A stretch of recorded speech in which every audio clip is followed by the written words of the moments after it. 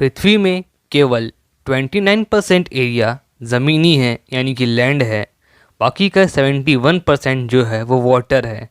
और इस 71% वाटर में से जो 97.3% है वो सी वाटर है यानी कि समुद्री पानी है जो कि खारा होता है। और केवल 2.7% पानी है जो फ्रेश वाटर है जिसे हम इस्तेमाल करते हैं पीने के लिए, नहाने के लिए और एग्रीकल्चर और ऐसी दूसरी चीज़ों के लिए। और ये है रिवर्स, लेक्स और ग्राउंड वाटर के फॉर्म में। मगर समय के साथ ग्राउंड वाटर लेवल कम होता जा रहा है, रिवर्स, लेक्स सूखते जा रहे हैं। तो अब ये हम लोगों के लिए बहुत ज़रूरी हो चुका है कि हम जो सी वाटर है, खारा पानी है, उसे हम पीने लायक बनाएं। और ऐसा पहले से ही बहुत से देशों में होता आ रहा है, जैसे कि China, Israel, south Korea etcetera.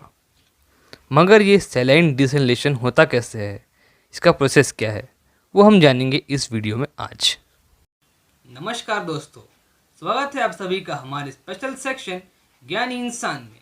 और आज मैं आपको बताने वाला हूँ कि कैसे समुद्री पानी से ड्रिंकिंग वाटर बनाया जाता है। आपको बड़ी ही सरल भाषा में मैं समझाऊंगा आज, और हम जानेंगे इसके क्या फ़ायदे हैं और क्या नुकसान है। चलिए करते हैं शुरू इस वीडियो को।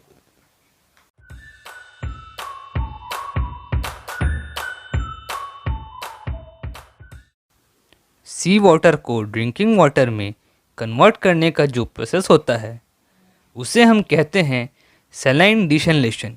सैलाइन यानी कि खारा और डिसैलिनेशन यानी कि खारे पानी को साफ़ करना। और ये होता है आरओ यानी कि रिवर्स ऑस्मोसिस के थ्रू। आरओ से जनरली आपके दिमाग में आता है आरओ प्यूरीफायर्स जो कि आपके घर में लगे होते हैं। वो भी यही सेम काम करते हैं मगर एक छोटे लेवल पे। मगर इसमें ये काम होता है एक बड़े लेवल पे। तो रिवर्स ऑस्मोसिस को समझने से पहले हम समझते हैं कुछ बेसिक टर्म्स को, जो कि है टीडीएस। टीडीएस यानी कि टोटल डिजॉल्व्ड सॉलिड्स, यानी कि वाटर में कितने ऑर्गेनिक एंड इनऑर्गेनिक सब्सटेंसेस हैं जो कि सॉलिड के फॉर्म में हैं। और इसे मेज़र किया जाता है पीपीएम से। पीपीएम यानी पार्टिकल्स पर मिलियन, यानी कि 10 लाख मॉलिक्यूल्स के सामने कितने सॉलिड पार्टिकल्स हैं, इससे इसे मेज़र किया जाता है। घर में जो हम पानी पीते हैं, जो ड्रिंकिंग वाटर होता है, उसका जो टीडीएस लेवल होता है वो होता है नॉर्मली 500 मिलीग्राम। मगर जो सी वाटर होता है उसका टीडीएस होता है अराउंड 35,000 मिलीग्राम। ऐसा इसलिए होता है क्योंकि इसमें हाई लेवल पे, हाई अमाउंट पे नमक मिला हुआ होता है। और वह नमक क्यों मिला रहता है? क्योंकि इसमें जो पानी आता है समुद्र में से, वो रिवर्स से आता है, नदियों से आता है। तो वो अपने साथ बहुत सारे चट्टानों से अलग अलग तरीके के केमिकल अपने साथ कैरी करते हैं जो समुद्र में आके मिल जाते हैं। रिवर्स ऑस्मोसिस को समझने के लिए पहले हमें समझना होगा ऑस्मोसिस को, और इसको हम समझेंगे एक एग्जाम्पल के थ्रू। मान लीजिए हमारे पास 2 कंटेनर्स हैं और हम इन दोनों कंटेनर्स को कनेक्ट कर देंगे एक मेम्ब्रेन के थ्रू, यानी कि एक झिल्ली से। और इस मेम्ब्रेन में से केवल H2O मॉलिक्यूल्स यानी कि लिक्विड मॉलिक्यूल्स ही पास हो सकते हैं, सॉलिड मॉलिक्यूल्स पास नहीं हो पाएंगे। और एक कंटेनर में हम भर देंगे ड्रिंकिंग वाटर जिसका लो टीडीएस होता है, और एक कंटेनर में हम भर देंगे सी वाटर जिसका कि हाई टीडीएस लेवल होता है। और इन दोनों कंटेनर्स को हम ऐसे ही छोड़ देंगे। उससे होगा क्या? उसके बाद ये होगा कि जो एयर मॉलिक्यूल्स के प्रेशर से दोनों ही कंटेनर के सरफेस पे प्रेशर पड़ेगा। जो प्रेशर है वो लो कॉन्सेंट्रेशन यानी कि ड्रिंकिंग वाटर वाले कंटेनर पर ज़्यादा पड़ेगा, जिसके वजह से ड्रिंकिंग वाटर मेम्ब्रेन के थ्रू धीरे धीरे सी वाटर वाले कंटेनर पे ट्रांसफ़र हो जाएगा। और जो सी वाटर वाला कंटेनर है उसमें वाटर का लेवल इंक्रीज़ हो जाएगा और सॉल्ट कम हो जाएगा, मगर इससे ड्रिंकिंग वाटर भी ख़राब हो जाएगा। तो ये हो गया ऑस्मोसिस। अब रिवर्स ऑस्मोसिस में हम इसका उल्टा करेंगे। जो सी वाटर वाला कंटेनर है उस पर हम एक्सटर्नल प्रेशर अप्लाई करेंगे, जिसकी वजह से सी वाटर के कंटेनर पे प्रेशर पड़ेगा और इसमें से जो लिक्विड मॉलिक्यूल्स वो मेम्ब्रेन के थ्रू दूसरे कंटेनर पे पास हो जाएंगे, और जो सॉल्ट वाले सॉलिड मॉलिक्यूल्स हैं वो कंटेनर में ही रह जाएंगे। तो ये हो गया रिवर्स ऑस्मोसिस।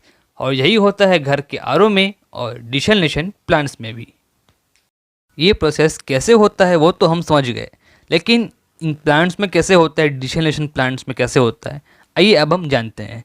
ये जो डिसैलिनेशन प्लांट्स होते हैं ये ऑब्वियस है कि ये समुद्र के किनारे होते हैं, जो कि इसमें हम समुद्र के पानी को कन्वर्ट करते हैं। तो सबसे पहले एक पाइप के थ्रू समुद्र से पानी लिया जाता है। उसके बाद जो उसमें विजुअल इम्प्योरिटीज़ यानी कि उस पानी को छान लिया जाता है। उसके बाद अभी भी ये पीने लायक पानी नहीं है, इसका जो TDS लेवल होता है वो अभी भी 30,000 मिलीग्राम से ज़्यादा होता है। तो इसको रिवर्स ऑस्मोसिस प्रोसेस से, जो मैंने आपको अभी बताया, उससे इसको पीने लायक पानी में बनाया और इसकी वाटर को कन्वर्ट करने की जो एफिशिएंसी होती है वो होती है 40%। यानी कि अगर आप इस पर 100% वाटर डालेंगे तो जो 40% वाटर है वो साफ़ होके आपको मिल जाएगा और 60% पानी और ख़राब हो जाता है, जिसे वापस से समुद्र में डाल दिया जाता है। मगर ये 40% पानी अभी भी पूरा पीने के लिए साफ़ नहीं है, क्योंकि इसमें कुछ मिनरल्स की कमी है। तो पहले इसमें एक मेम्ब्रेन से मिनरल्स को ऐड किया जाएगा और अब यह पानी पीने के लिए बिल्कुल तैयार है। और यही होता है सलाइन डिसैलिनेशन का प्रोसेस। आइए जानते हैं इस प्रोसेस के एडवांटेजेस और डिसएडवांटेजेस, यानी कि फ़ायदे और नुकसान के बारे में। सबसे पहले हम बात करते हैं फ़ायदों के बारे में। तो इस प्रोसेस में जो प्लांट इस्तेमाल होता है यानी जो मशीन इस्तेमाल होती है, उसकी कैपेसिटी होती है कि वो एक बार में 100 मिलियन लीटर्स तक का पानी को प्यूरीफाई कर सकता है। और इस प्रोसेस में हमें जो वाटर का रिसोर्स चाहिए, सोर्स चाहिए, वो अनलिमिटेड है, क्योंकि जैसे मैंने आपको बताया कि 97.3% सी वाटर है, तो ये कम नहीं है, बहुत है।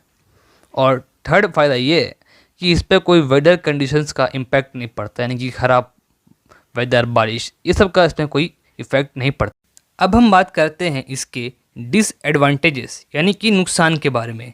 सबसे पहले तो इसमें बहुत ज़्यादा हाई कॉस्ट आती है, क्योंकि इसमें जो मशीन इस्तेमाल होती है उसमें बहुत ज़्यादा इलेक्ट्रिसिटी लगती है और जो मेम्ब्रेन होते हैं वो बहुत कॉस्टली होते हैं। और जो इसमें 60% पानी जो ख़राब हो जाता है, जो मैंने आपको बताया अभी, उसका जो TDS लेवल होता है वो 50,000 मिलीग्राम हो जाता है, यानी कि और ज़्यादा बढ़ जाता है। और जब उसको समुद्र में वापस डाला जाता है तो वहाँ का इकोसिस्टम उस पर्टिकुलर एरिया का ख़राब हो जाता है, जिसकी वजह से वहाँ रह रहे प्लांट्स को, एनिमल्स को इससे प्रॉब्लम होती है और उनकी जान भी चले जाती है। और थर्ड ये है कि इस प्रोसेस में बहुत सारे केमिकल्स का यूज़ होता है। अगर ये हाई कॉन्सेंट्रेशन में हो तो इसका फ़र्क हमारी हेल्थ पे भी पड़ सकता है। तो यही था आज की वीडियो में। मैंने आपको समझाया कैसे सी वाटर से ड्रिंकिंग वाटर बनाया जाता है बड़ी सरल भाषा में। अगर वीडियो आपको अच्छा लगा हो तो वीडियो को लाइक ज़रूर करें और चैनल को सब्सक्राइब करके बेल आइकन को हिट ज़रूर करें। Thanks for watching the video. Bye bye. जय श्री राम।